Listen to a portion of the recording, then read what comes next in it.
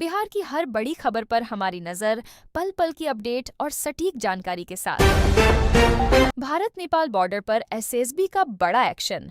15.4 kilo गांजा के साथ 3 तस्कर गिरफ्तार। भारत नेपाल सीमा पर एसएसबी ने तस्करी के खिलाफ बड़ी कार्रवाई की है। सीतामढ़ी के भिट्ठा मोड़ बॉर्डर पर 15 किलो 400 ग्राम गांजा के साथ 3 तस्करों को गिरफ्तार किया गया। आरोपियों के पास से 3 मोबाइल फोन और 30,500 रुपये नकद भी बरामद हुए हैं। गिरफ्तार तीनों आरोपी दिल्ली के रहने वाले बताए जा रहे हैं। फिलहाल एसएसबी और पुलिस यह पता लगाने में जुटी है कि गांजे की खेप नेपाल से लाई गई थी या किसी दूसरे नेटवर्क के जरिए सीमा तक पहुंची थी।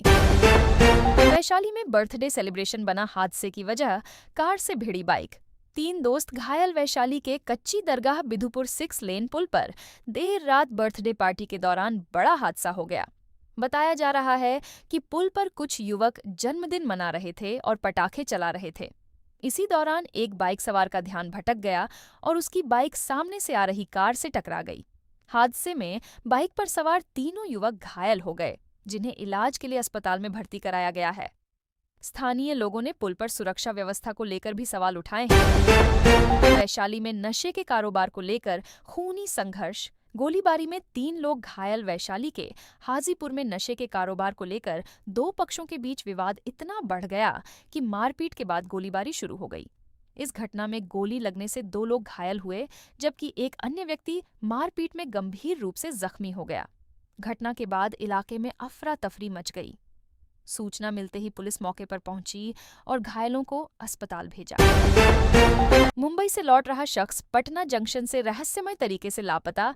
आखिरी कॉल ने बढ़ाई चिंता। मुंबई से कटिहार लौट रहे 47 वर्षीय मोहम्मद नादिर इकबाल पटना जंक्शन से संदिग्ध परिस्थितियों में लापता हो गए हैं।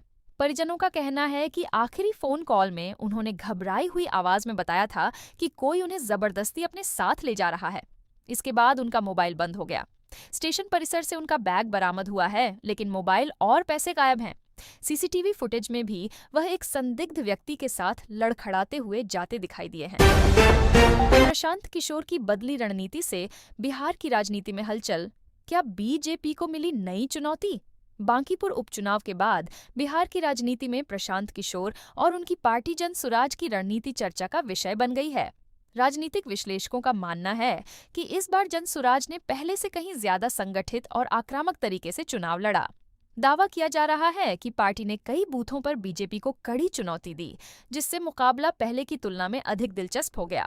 हालांकि असली तस्वीर चुनाव परिणाम आने के बाद ही साफ होगी। पैसे नहीं दिए तो छापामारी। जमुई में पुलिस के नाम पर वसूली का ऑडियो वायरल, जांच शुरू। जमुई में पुलिस के नाम पर कथित अवैध वसूली का एक ऑडियो वायरल होने से हड़कंप मच गया है। ऑडियो में बालू कारोबारियों से पैसे मांगने और रकम नहीं देने पर पुलिस कार्रवाई की धमकी देने जैसी बातें सुनाई दे रही हैं। हालांकि वायरल ऑडियो की पुष्टि नहीं हुई है। मामले को गंभीरता से लेते हुए एसडीपीओ ने जांच शुरू कर दी है। भागलपुर में दुकान में सो रहे व्यापारी को बदमाशों ने मारी गोली। सीसीटीवी के सहारे जांच में जुटी पुलिस। भागलपुर के कजरैली थाना क्षेत्र में रविवार तड़के दुकान में सो रहे एक व्यापारी पर बदमाशों ने जानलेवा हमला कर दिया।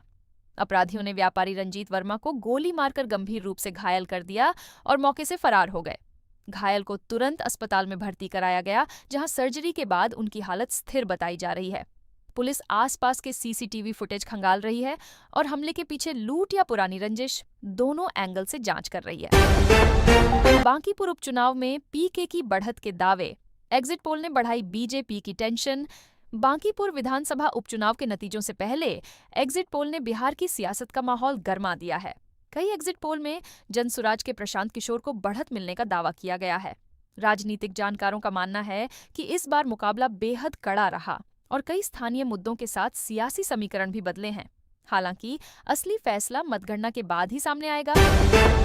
हंटर वाली आईपीएस शोभा ओहटकर बनी बीएसएससी की नई अध्यक्ष। लंबित भर्तियों में आएगी तेजी। बिहार सरकार ने 1990 बैच की रिटायर्ड आईपीएस अधिकारी शोभा ओहटकर को बिहार कर्मचारी चयन आयोग बीएसएससी का नया स्थायी अध्यक्ष नियुक्त किया है।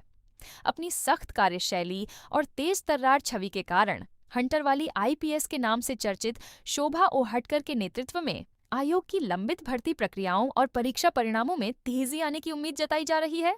सरकार ने इस नियुक्ति की आधिकारिक अधिसूचना भी जारी कर दी है।